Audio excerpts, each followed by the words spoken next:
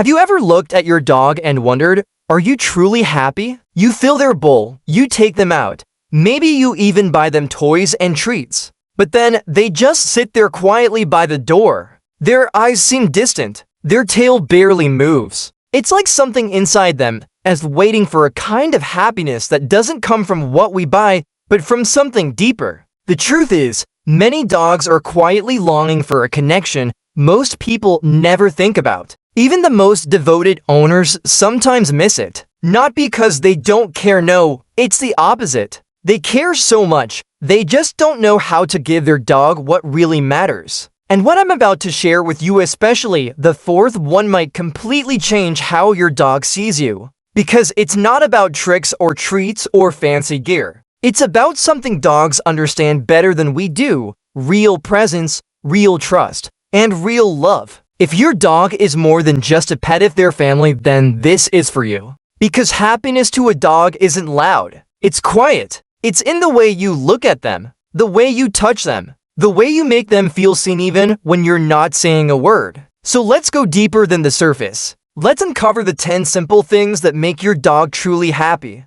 Not the things you think they want, but the things their heart has been quietly waiting for. 1. Loving eye contact at their level. Sometimes, the most powerful connection doesn't need words. Just your eyes. But not the rushed, distracted glances we give while scrolling our phones or doing chores. No, I mean the kind of eye contact that says, I see you. You matter. Dogs are deeply emotional beings. When you take a moment to sit with your dog, crouch down to their level, and look into their eyes with warmth and calm, something magical happens inside them. Science calls it oxytocin, the same bonding hormone released between a mother and her baby. But your dog doesn't care about the science. All they know is that, in that moment, you are fully there, present, connected, and to them, that means the world. They don't want a passing glance or a quick good boy. They want you to slow down, breathe, let your gaze tell them that they're safe, that they're loved. And when they look back, softly, trustfully, that's them saying it back to you. It's not just looking, it's listening with your eyes. And for your dog, that's happiness. 2. Touch that speaks comfort, not control. We touch our dogs every day, but how often do we really feel what we're doing? Most people default to patting their dog's head. It's quick, it's easy, but for many dogs, it's not comforting. It's overwhelming. You might notice them flinch or pull away just a little. And they're not being difficult. They're just sensitive, and they're trying to tell you that love, to them, feels different. The places that make them feel safe, behind the ears, under the chin, along the chest, are spots that calm their nervous system. When you stroke them there slowly, gently, they melt. They lean into your hand. Their breathing slows. Their body softens. In that moment, you're not just petting your dog. You're grounding them, reassuring them, loving them in a language they understand. And the truth is, you don't need hours. Even just 2 minutes a day, with your phone down, your mind present, and your hand steady, that's enough to remind your dog that your love is real, that they matter beyond routine, that your touch isn't about control, but connection. 3. A life full of curiosity, not just routine.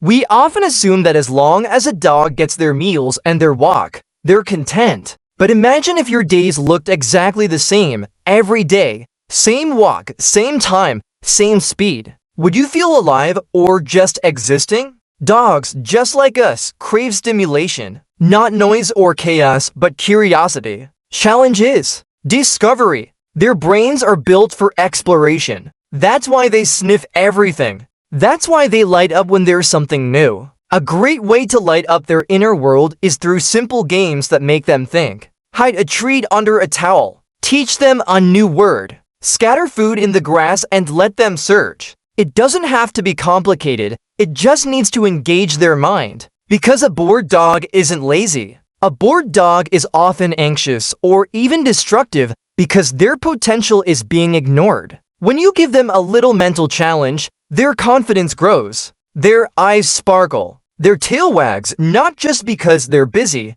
but because they feel proud, fulfilled, like they did something. And in their world, that feeling is priceless. For undivided presence, not just proximity. You might be in the same room as your dog every day, but are you really with them? Dogs know when you're distracted. They watch your face as you scroll. They feel the difference between presence and absence even when you're sitting right beside them. You don't need to entertain your dog 24/7, but you do need to arrive. Even 10 to 15 minutes of undivided attention can change everything.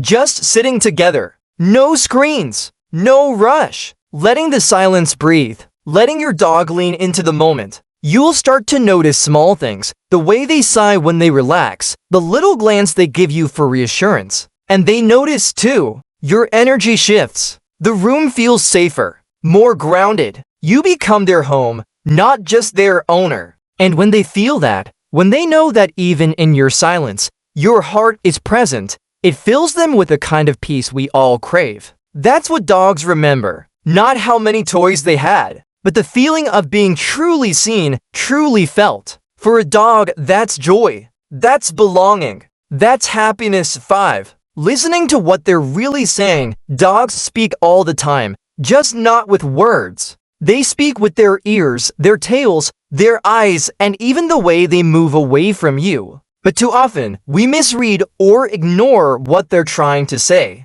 We assume a growl means they're being bad. That pulling away means they're being stubborn. But what if it's fear? What if it's confusion or simply needing space? Learning your dog's body language isn't just a skill, it's an act of love. When you notice a tucked tail or a lowered head, and instead of correcting, you pause and listen, your dog feels seen. They feel understood. That's when they begin to trust you with their feelings. And when you let them say no, when you respect their hesitance or discomfort, they begin to say yes more freely. Because trust builds in silence, in patience, in the moments when you choose understanding over control. Dogs don't want to be dominated. They want to be heard. And when they are, something softens in them. Anxiety fades. Confidence grows. And what you get in return is a dog who feels safe to be fully themselves. With you. 6. Walking at their pace, not ours. A walk is never just a walk for a dog.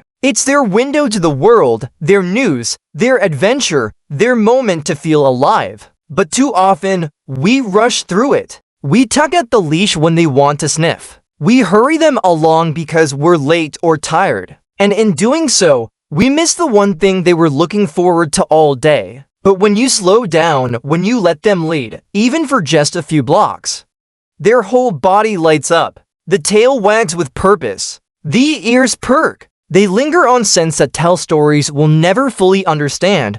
Who passed by? What changed? What's new? That sniffing isn't wasted time, it's essential. It stimulates their brain. It grounds them in the present. It tells them that their curiosity matters. So next time you walk, pause. Let them sniff that bush for as long as they need. Walk at their pace, not yours. Because when you do, you're not just giving them exercise, you're giving them freedom. And in that freedom, they feel deeply loved. 7. Preventive care as an act of devotion. Loving your dog also means protecting them from the pain they can't explain. And that's where preventive care comes in. But to your dog, it's not about the vet or the vaccine. It's about you noticing, you caring, you seeing the tiny limp, the odd scratch, the way they hesitate before jumping on the couch. It's about you taking action not when it's too late, but when it matters most. They can't tell you where it hurts, but they trust that you'll see it anyway,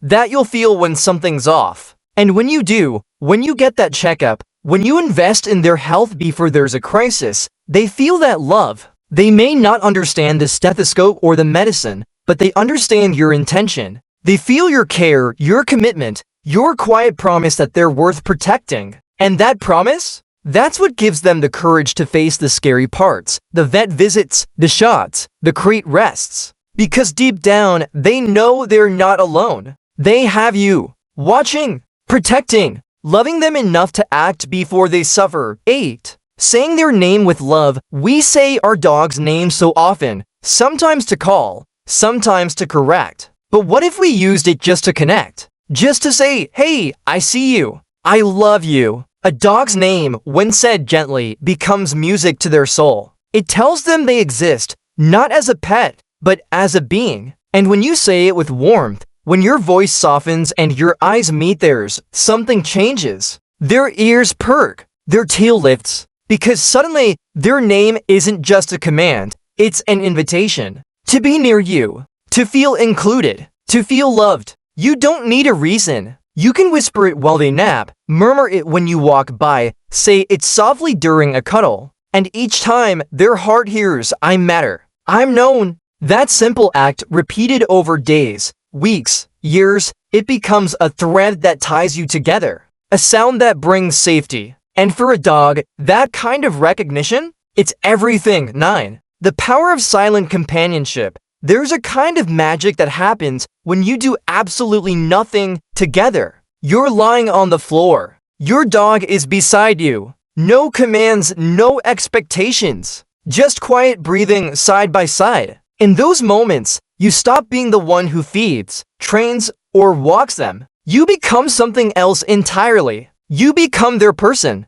their calm, their heartbeat outside their body. Dogs don't always need stimulation. Sometimes, what they crave most is presence without pressure. To feel you there, close enough to touch, yet peaceful enough not to need to. And in those silences, something sacred grows. A bond not built on activity, but on trust. They feel safe enough to close their eyes, to sigh, to let go. That's not laziness. That's love in its purest, gentlest form. A love that says, I'm not going anywhere. You are safe here. And when they feel that, that's when they know this is home. 10. Love that shows up every single day. In the end, dogs don't ask for much. Not the fancy toys. Not perfect obedience. What they long for is something deeper. Something we all crave, to be chosen. Every day. Again and again. In the small things. The way you greet them when you walk in the door.